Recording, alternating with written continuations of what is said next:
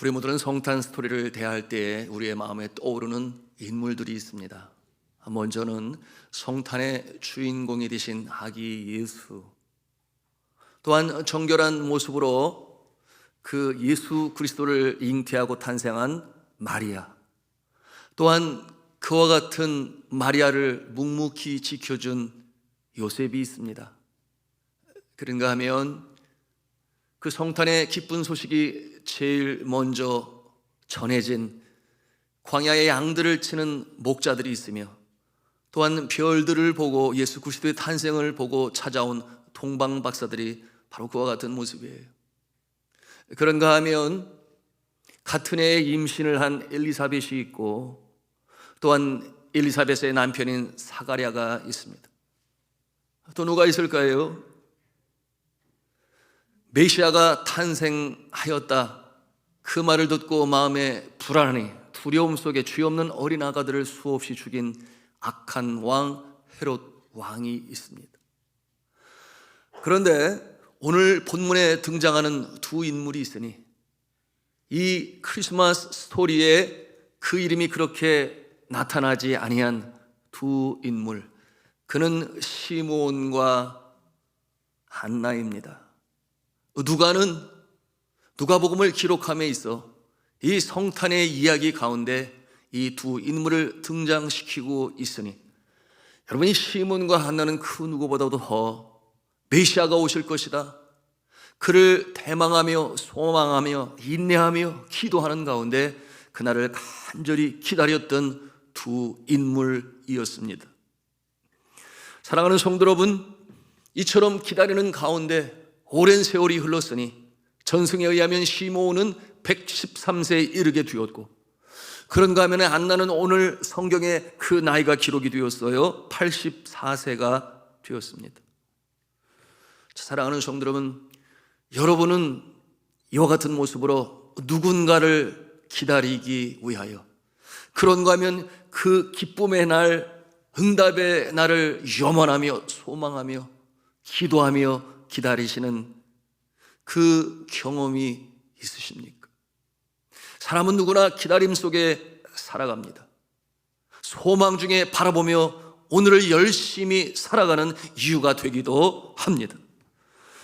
여러분, 이와 같은 기다림은 개인적인 기다림이 있을 것이요, 그런가 하면은 공동체적인 기다림이 있겠죠. 여러분, 우리 모두의 공동체적인 간절한 염원, 기다림은 무엇이겠습니까? 그것은 통일 아니겠습니까?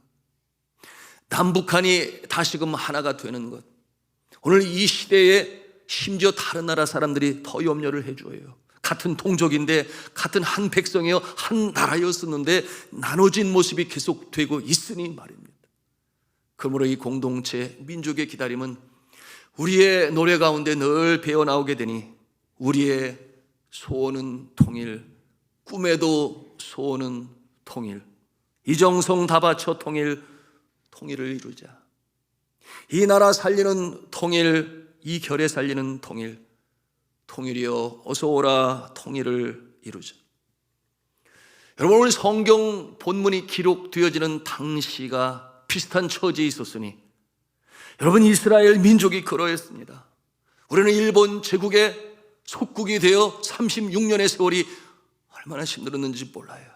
내일이 보이지 않았던 암담함의 그 그늘이 백성들의 마음을 짓눌렀습니다. 그런데 이스라엘 이 민족은 예수님이 태어나실 때에 870년이라고 하는 기나긴 세월 동안 나라의 주권을 잃고 있었으니, 아시리아가 그랬습니다. 바벨론이 침공했습니다. 이후에 페르시아 제국, 이후에 또 그리스 제국이, 그 후에는 로마 제국이 이 이스라엘 백성들의 나라의 주권을 빼앗고 있었으니, 여러분, 그들의 마음이 얼마나 힘들었겠어요. 나라에 이른 안타까움과 소름이 그들의 마음을 짓누르고 있었습니다. 여러분, 말이 870년이지 상상이 되지 아니에요. 그런데도 이스라엘 백성들은 이 민족성이 사라지지 아니했습니다. 멸망하지 아니했습니다. 왜 그렇겠어요? 하나님을 믿는 야훼의 신앙이 그들의 심령 가운데 기초를 다지고 있었으니 요동함이 없었습니다. 성경에 약속한 메시아를 기다렸어요. 그 메시아를 대망하였습니다. 이 대망하는 자들 중에 두 사람, 오늘 누가는 누가복음을 통해서 소개하고 있으니 말씀드린 대로 시몬과 안나예요. 여러분, 역사적이고 실제적인 인물입니다. 이 일은 어떠한 배경을 가지고 있는가? 예수 그리스도가 탄생하고, 여러분, 이스라엘의 율법에 근거하면 난지 8일 만에 할례를 받아야 하고, 또한 성전에 나아가, 여러분, 하나님께서는 첫 것을 좋아하신다 그러셨지요. 그러므로 장남, 또한 첫 열매, 첫 곡식, 첫 양, 하나님의 것이다 하여 이처럼 성전에 나가 아기 예수를 바칠 때에, 드릴 때에 유아 헌신이라고도 요즘에 전통적으로 이루어지고 있습니다. 여러분, 그 배경을 가지고 있습니다.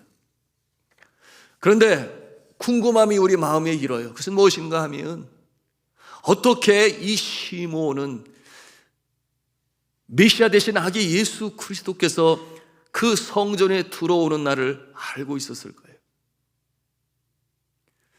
그런가 하면은 여러 아기들이 그 성전을 찾게 될 터인데, 바로 아기 예수 그리스도를 보면서 메시아다, 드디어 이 종의 그 염원을 주께서 응답하시는구나, 이제는 여한이 없다, 주께서 나를 놓아주시는구나. 이 아기 예수가 메시아임을 어떻게 한눈에 그는 알아볼 수 있었을까요? 이에 대하여 성경은 우리에게 그 답을 제공하고 있으니 27절 말씀을 우리가 함께 읽기를 원합니다. 같이 읽습니다. 시작.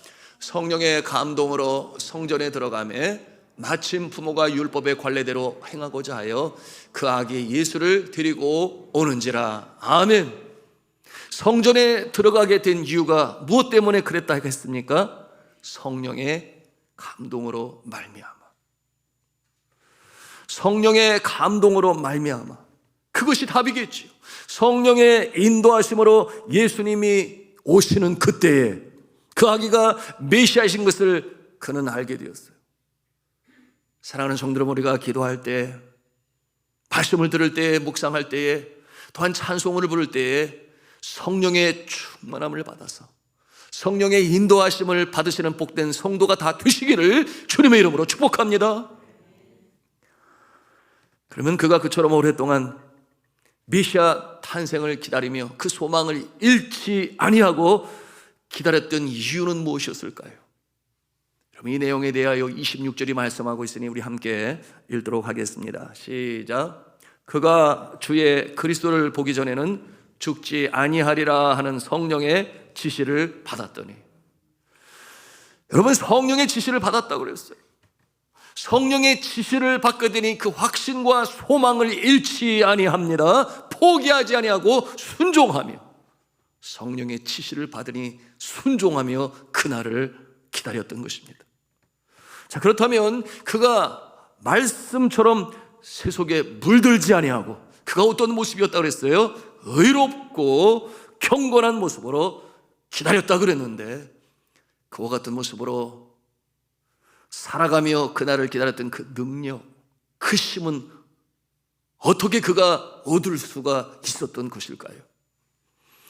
그 능력에 대해 25절에 또한 말씀하고 있으니 우리가 함께 읽기를 원합니다. 25절 말씀 같이 읽습니다. 시작. 예루살렘에 시몬이라고 하는 사람이 있으니 이 사람은 의롭고 경건하여 이스라엘의 위로를 기다리는 자라. 성령이 그 위에 계시더라. 성령이 그 위에 계시더라. 이와 같은 모습을 통해서 우리가 분명히 깨달아 알 수 있는 것은 성령의 역사, 성령의 도우심이 있었기 때문에 그가 인내할 수 있었으며, 또한 성령의 인도하심으로 말미암아 그가 그날 메시아를 만날 수 있었으며, 또한 성령의 함께하심으로 그가 경건하고 의로운 모습으로 그 노년의 때가 되기까지 살 수가 있었다 하는 것을 보는 것입니다.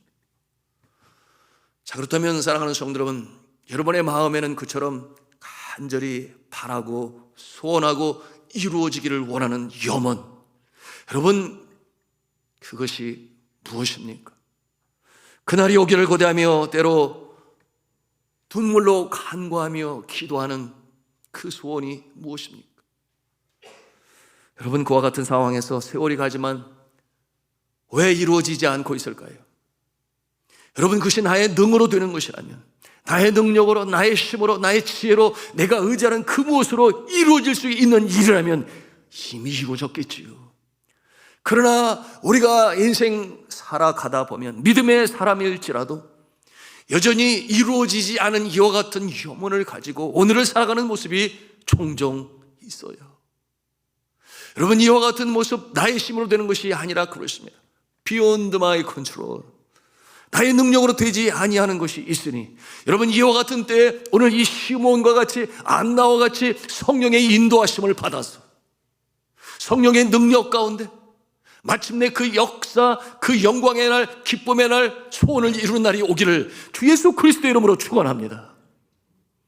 성령의 인도하심은 이렇게 너무나 중요한 것이, 나의 심령을 새롭게 하시는 성령께서는 우리에게 구원의 역사를 이루실 뿐만 아니라, 여러분, 어떠한 역사가 일어납니까? 성령이 내주하시는 심령 가운데는 속 사람이 새로워지게 되니 성품이 변해야 돼요. 성령의 열매를 맺게 됩니다.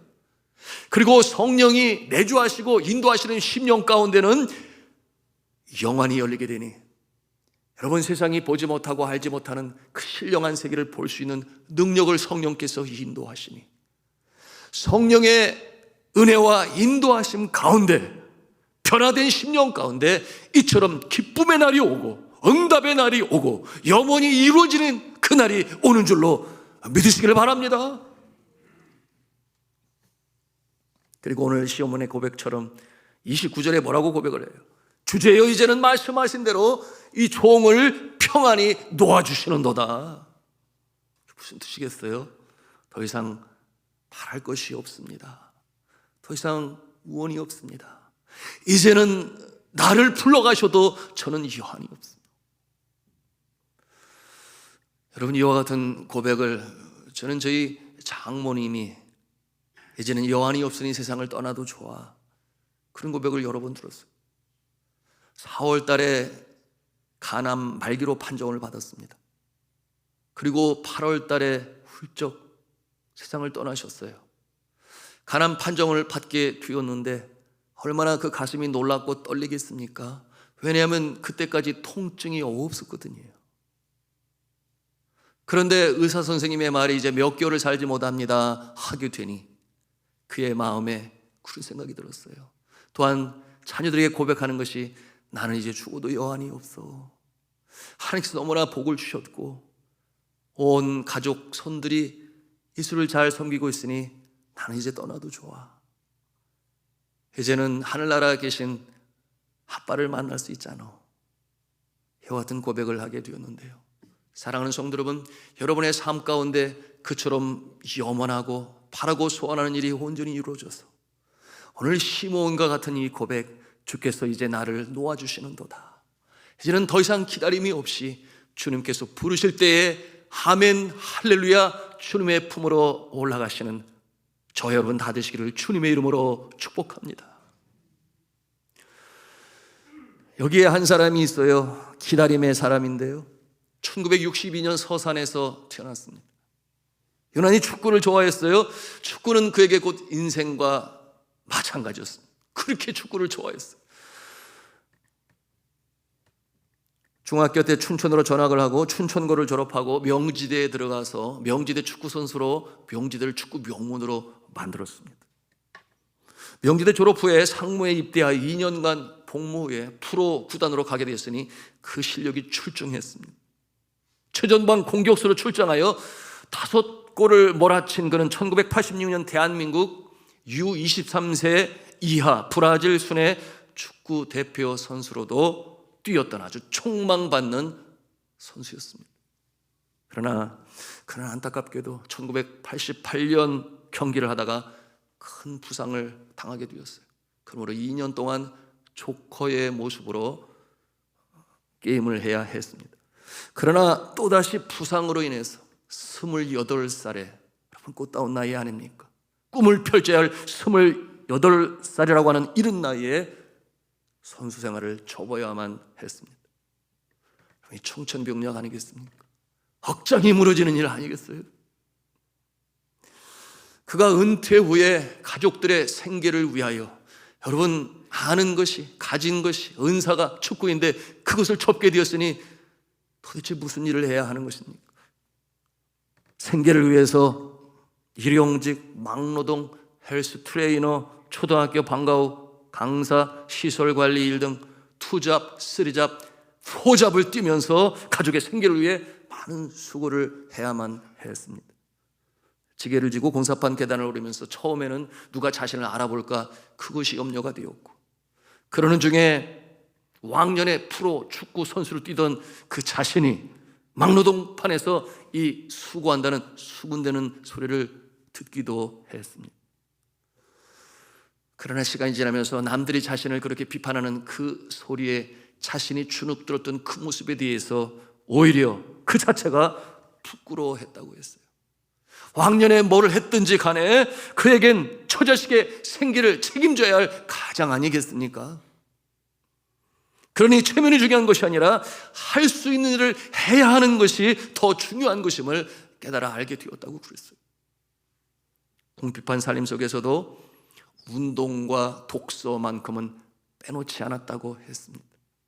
막노동을 나가는 날에도 운동하는 시간을 확보하기 위하여 매일 새벽 3시 반에 일어나서 개인 운동을 했다고 그랬어요.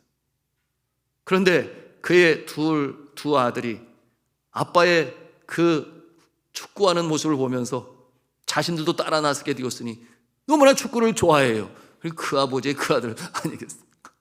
그래서 함께 새벽 운동을 하게 되었는데, 그 모습을 보는 사람들이 손가락질을 하면서 참 가난한 주제에 애들이랑 운동장에서 한가하게 공이나 차고 있다니 한심한 놈, 미친놈이라는 그런 소리까지 들어야 했습니다.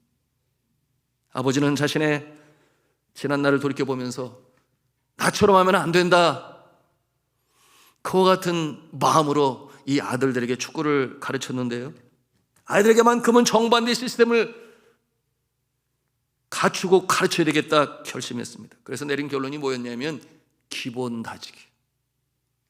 얼마나 기본 다지기를 강조했는지 7년 동안 슈팅하는 일을 금지시키고 기본기 그 다지는 일로 집중하며 가르쳤습니다. 양발을 사용하게 하기 위하여 밥을 먹을 때도 왼손을 쓰게 하고, 무슨 일을 시작하면 왼손으로 시작하게끔 그렇게 하는 가운데 양발을 쓸 수 있는 그 모습으로 성장하게 되었습니다. 그리고 이 선수에게 기본기는 중요하지만 무엇보다도 가장 중요한 기본은 인성인 것이니, 성품인 것이니, 그래서 강조한 것이 꾸준하고 끈질긴 노력, 감사와 존중의 마음, 겸손하고 성실한 태도를 강조하며 그 아들 축구를 그렇게 지도했습니다. 왜 그랬겠습니까? 왜냐하면 그는 신실한 기독교 신앙인이었기 때문에 그랬어요. 남들 같으면 다 좌절 가운데 주저앉고 축구를 떠날지 모르겠지만 그가 그처럼 미래를 바라보고 포기하지 않으며 최선을 다하여 마침내 아들을 국가대표로 키워낼 수 있게 되었으니, 그 인내의 능력은, 그 기다림의 능력은 바로 기독교 신앙 때문이었던 것입니다. 하나님께 기도하며 그날이 오기를 기대하며 인내하며 기다렸어요. 여러분, 그가 누군 줄 아시잖아요? 손웅정. 그리고 그의 아들은 제가 사진 자료를 통해서 보겠는데요, 바로 손흥민입니다. 손흥민은 아버지의 그 모습을 보면서 어떠한 모습이 되었을까요? 다음 사진 보겠습니다. 기도하는 선수가 되었어요. 다음 사진, 다음 사진, 다음 사진. 기도하는 모습으로 그라운드를 누비게 되었으니 모든 국민의 마음에 위로를 줄 수 있는 그야말로 세계적인 축구 선수가 될 수 있었습니다. 이 손흥민이 기독교 신앙인이라는 것을 알게 된 그 신문 기사의 내용의 댓글들을 제가 쭉 보게 되었는데 이런 글들이 많이 올라왔어요. 내 그런 줄 알았다. 기독교인인 줄 알았어.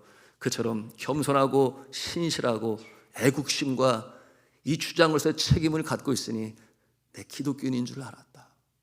여러분, 이와 같은 댓글이 달리는 모습을 볼 때 제가 저까지 제 가슴이 부두했습니다. 사랑하는 성도 여러분, 손흥민은 대한민국이 자랑하는 훌륭한 축구 선수입니다. 그러나 그렇게 되기까지는 그처럼 인내 속에, 눈물 속에 가장으로서의 책임을 마다하지 아니하고, 그럼에도 불구하고 못다 이룬 꿈을 위하여 그처럼 아들에게 쏟아부은 그 사랑과 정성이 있었기 때문에 이처럼 그 기쁨의 날을 맞이하게 되었으니, 그 인고의 날이 무려 20여 년이 넘도록 그처럼 살아온 그 모습, 우리는 참으로 박수를 보내지 않을 수가 없는 것이에요. 저는 여러분께서 이 제출해 주신 기도 제목 카드를 가지고 강단에 무릎을 꿇고 기도를 하게 되는데, 많은 경우 오랫동안 기다림이 필요한 기도의 제목으로 올리신 모습을 봅니다. 그리고 제가 숙제가 많아요. 늘 기도해야 하는 그 숙제인데, 그 내용이 무엇인가 하면, 하나님 나의 남편이 돌아오게 해주세요. 하나님 나의 아내가 주 앞에 돌아오게 해주세요. 그런가 하면 나의 자녀가, 나의 부모님이 예수를 믿고 구원받게 해주세요. 나의 사랑하는 동기 형제들 가운데 아직 주 앞에 돌아오지 않은 그와 같은 형제 누이가 있으니, 오빠가 있으니 다시금 돌아오게 해주세요. 이와 같은 내용으로 올린 기도의 제목을 봅니다. 오랫동안 한 해가 지나고, 두 해가 지나고, 세 해가 지나고, 이와 같은 가운데 그 기다림, 그 염원, 그 소망, 여전히 포기하지 않고 기도하는 그 모습이 있는데, 저는 간절히 축복하며 기도합니다. 이제 주님께서 우리의 심령의 염원을 들어주시고, 특별히 성탄의 계절에, 이 주님 탄생하신 계절에 놀라운 역사가 나타날 수 있기를 주님의 이름으로 축복합니다. 그것이 시몬 안나의 그처럼 간절한 염원이요 소원이었던 것입니다. 자, 그러면 이제 또 한 사람, 메시아를 대망하는 한 여인 안나를 살펴보기를 원하는데요. 여러분, 이 안나, 그 이름의 뜻이 그레이스, 여러분 그레이스 아시잖아요. 은혜라고 하는 이름의 여인입니다. 그 여인은 평범한 여인이었어요. 그러므로 결혼을 했습니다. 그런데 7년 동안의 결혼 생활, 그만 남편이 세상을 떠나게 되니 홀로 된 몸이 되었어요. 우리가 상상해 볼 수 있지 않습니까? 얼마나 삶의 애환이 많았을까요? 그러나 그럼에도 불구하고 그는 믿음을 잃지 아니하고 성전을 떠나지 아니하고, 오늘 말씀해 보니 경건한 모습으로 금식을 하는 가운데, 그 10년 가운데 영원 기다리고 바라는 소원이 있었으니, 바로 시몬과 마찬가지로 그 땅의 그 민족의 구원의 역사의 메시아로 탄생하실 예수 그리스도를 기다리는 마음이 이 여인의 마음의 염원이 되었던 것이었어요. 그는 여선지자가 되었습니다. 성전을 떠나지 않고 그처럼 경건한 모습으로 기도하는 가운데, 금식하는 가운데 살면서 그날을 기다렸는데요, 성령께서 시몬과 같이 그 똑같은 날, 아기 예수 그리스도 메시아로 강림하신 그를 만나게 되었으니, 그의 심령 가운데 기쁨이 터져나오고 감사가 터져나와서 가만히 있을 수가 없었어요. 그 소식을 이스라엘 백성들에게 전하게 되었으니, 여러분, 이와 같은 내용이 오늘 38절에 있는 말씀인데요, 우리 함께 읽도록 하겠습니다. 시작. 마침 이때에 나와서 하나님께 감사하고 예루살렘의 속량을 바라는 모든 사람에게 그에 대하여 말하니라. 아멘. 여러분, 올해도 우리가 성탄절을 맞이합니다. 여러분, 이 안나와 시몬 같은 그 같은 열망이 있을까요? 그러지는 않겠죠. 이미 예수 그리스도께서 2000년 전에 이 땅에 강림하셨으니까요. 그러나 그럼에도 불구하고 여전히 우리가 해야 할 일이 있으니, 구원받은 자로서, 하나님의 백성으로서 여전히 예수 그리스도의 탄생의 소식과 상관이 없이 살아가는 하나님의 은혜 밖에 있는 자들이 있단 말입니다. 어둠 속에 살아가는 자들은 인생의 목적을 알지를 못해요. 길을 잃었어요.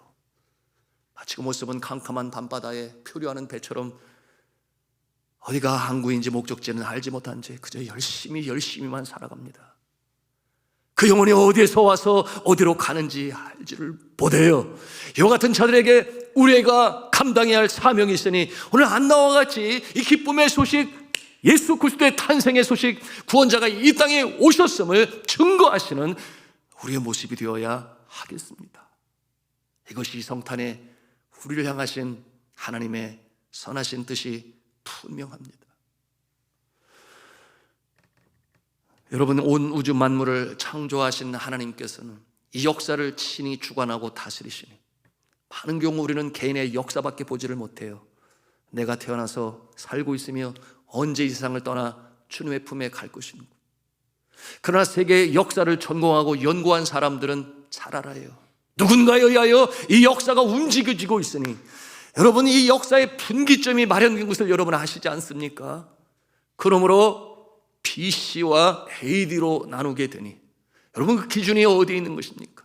우리나라 번역에는 기원 전, 기원 후 이렇게 역사를 나누고 있는데, 여러분, 기원 전 그 뜻이 기록할 수 있는 그 시대 이전, 기원 후 기록할 수 있는 역사가 시작된 후, 그런 뜻을 가지고 있는데, 믿음의 사람들은 이 BC와 AD를 주전 또는 주후 이렇게 표현을 하니, 주님 오시기 전, 주님 오신 뒤. 여러분, BC라고 하는 이 용어는 약자가 되니 Before Christ 라는 뜻을 가지고 있어요. 주님 오시기 전.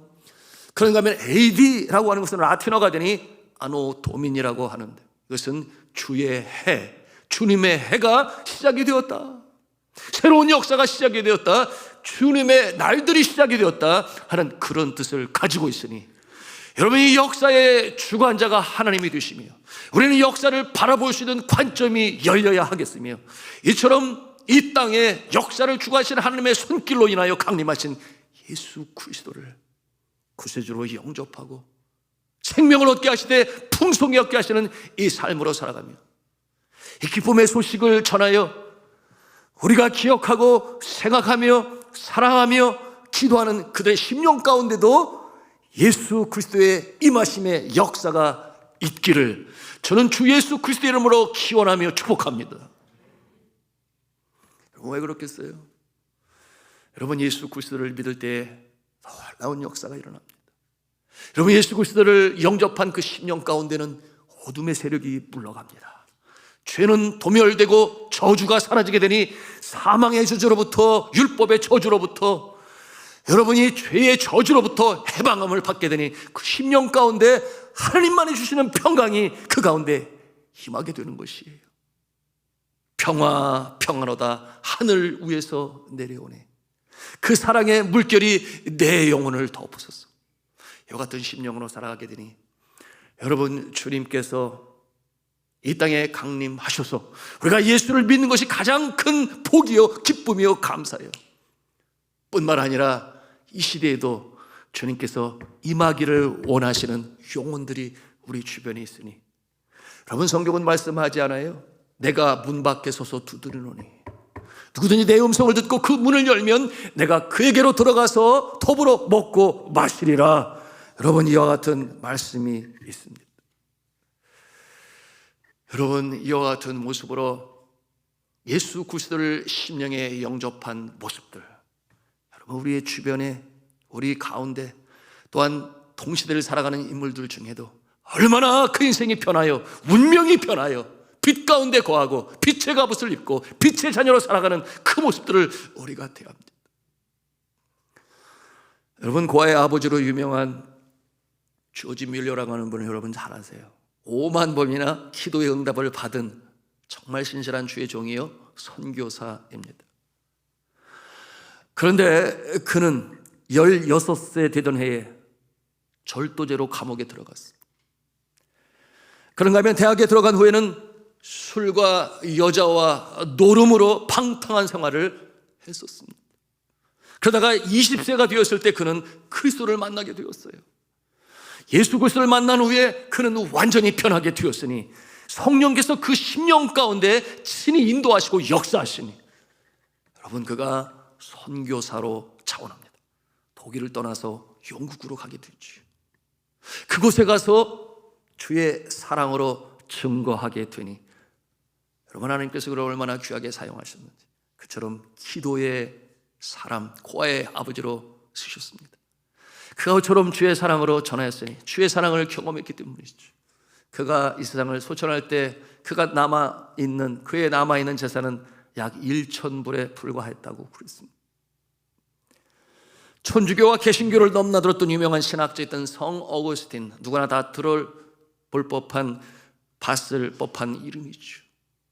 여러분, 이 어거스틴, 그는 방탕한 청년의 시절을 보냈으니 그 모니카가 이 아들을 위하여 기도할 때는 눈물 없이 기도할 수가 없을 정도로 그 아들은 그렇게 세상으로 나갔었습니다.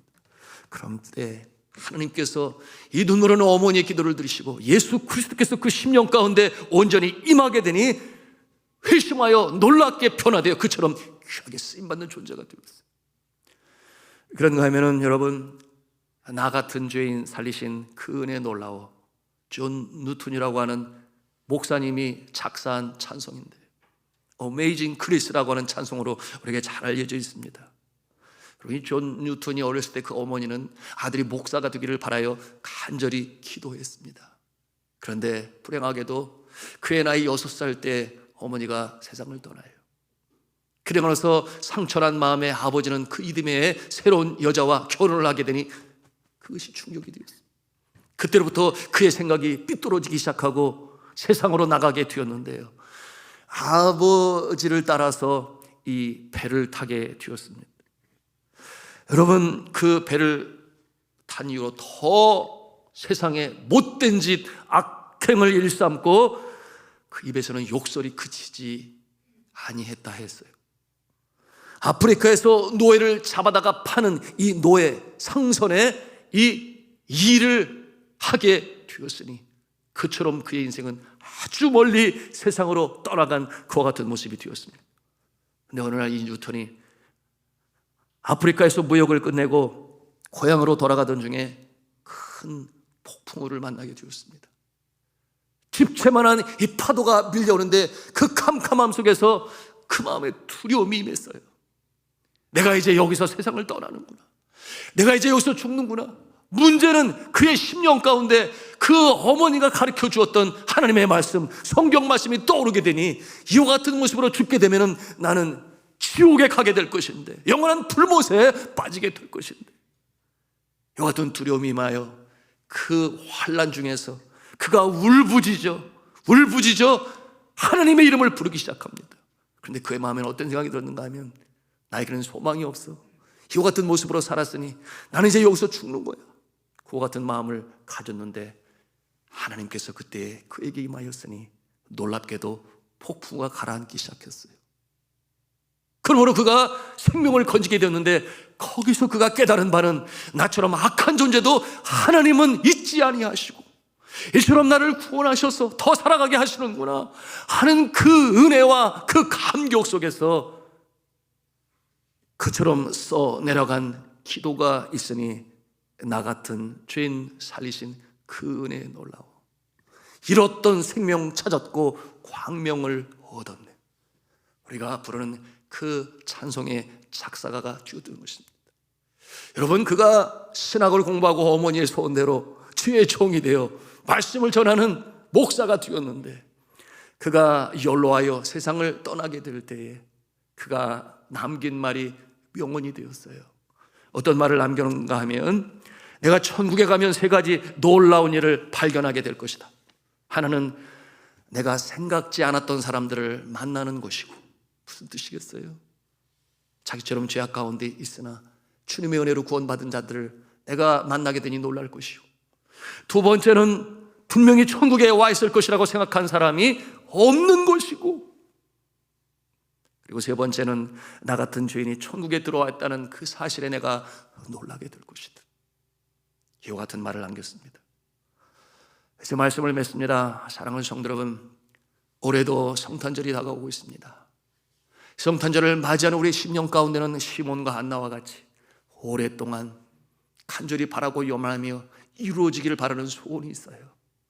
여러분, 이와 같은 역사는 나의 능, 나의 힘, 내가 의지하는 그 무수로 되는 것이 아니라 성령께서 그 심령 가운데 나의 심성을 변화시키시고 나의 경건한 심령 가운데 하나님께서 보여주시고 역사하시는 것이니 마침내 그날이 오게 될 것이다 하는 이 가르침을 우리 심령에 담고, 그런가 하면 나를 구원하셨으니 이 감사함을 가지고 여전히 주 예수 그리스도가 임하기를 바라는 그 영혼에 주님께서 찾아오셔서 그 심령 가운데 임재하시니 구원의 역사가 나타나고 주님의 은혜의 자리에 나와서 함께 신앙생활하며 하나님께 감사와 영광을 올리고, 우리의 심령에는 우리의 눈물을 닦으시는 하나님, 마침내 그 염원과 그 소망을 이루시는 하나님, 그 주로 말미암아 기뻐 감사하며 하나님께 영광을 올리시는 귀하고 복된 2020년 성탄절이 다 되실 수 있기를 저는 주 예수 그리스도의 이름으로 축원합니다.